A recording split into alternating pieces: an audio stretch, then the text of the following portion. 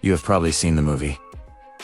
The parties, the drugs, the yachts, the private jets. Leonardo DiCaprio screaming motivational speeches to a room full of young brokers. It looks like a fantasy. But here's what the movie does not fully tell you. Jordan Belfort's scheme was not uniquely clever. It was not some sophisticated financial engineering that only a genius could have designed. It was a simple pump-and-dump fraud.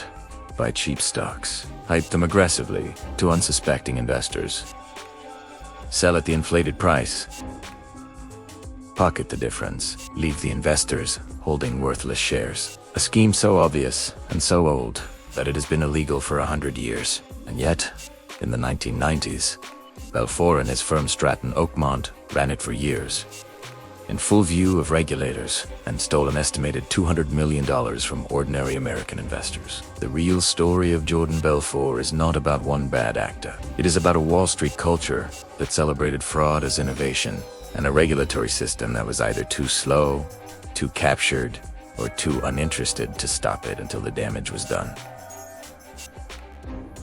Jordan Belfort was not from money. He grew up in a middle-class Jewish family in Queens, New York.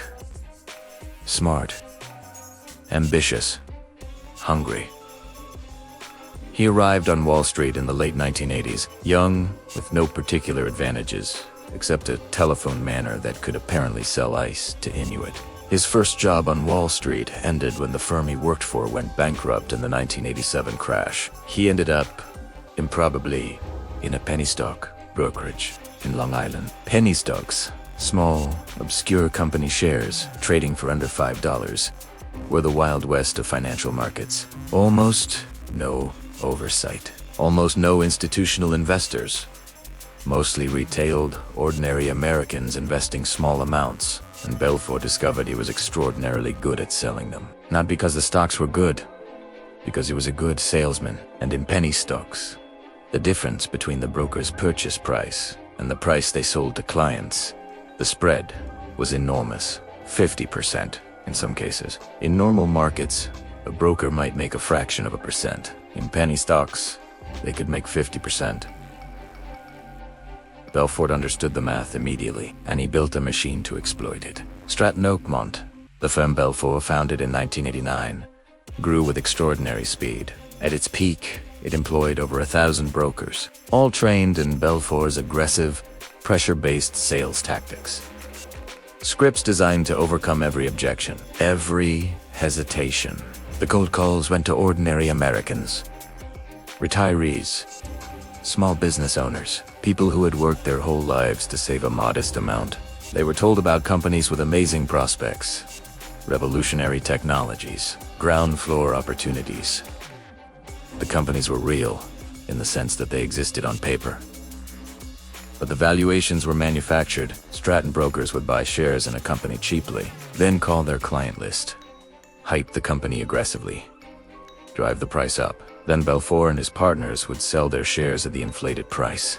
The price would collapse. The clients, who had been told this was a great opportunity, would be left holding near-worthless stock. The scheme had a name on Wall Street. Pump and dump. It was illegal. Everyone knew it was illegal.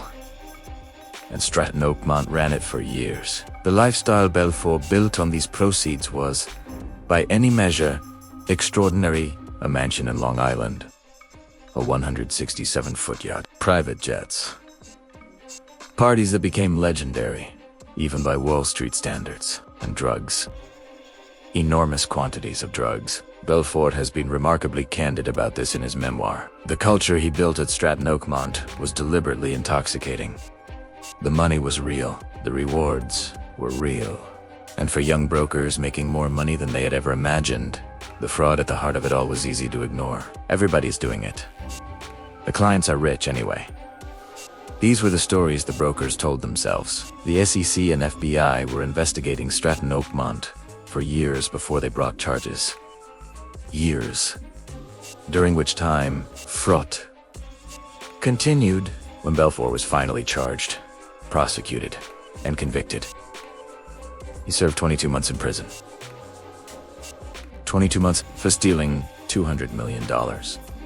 He was required to repay victims. The actual repayment by most accounts, has been deeply incomplete. And then, released from prison, Belfort reinvented himself as a motivational speaker, charging thousands of dollars per appearance. The Wolf of Wall Street, a brand built on stealing from ordinary people, turned into a profitable speaking career. The Jordan Belfort story is not primarily about Jordan Belfort. It is about a system in which the penalties for financial fraud against ordinary people are so mild that they function as a cost of doing business. A system in which a man who built his fortune by deceiving investors can emerge from prison and build a second career selling his story. The Wolf of Wall Street is entertaining. The reality it represents is not.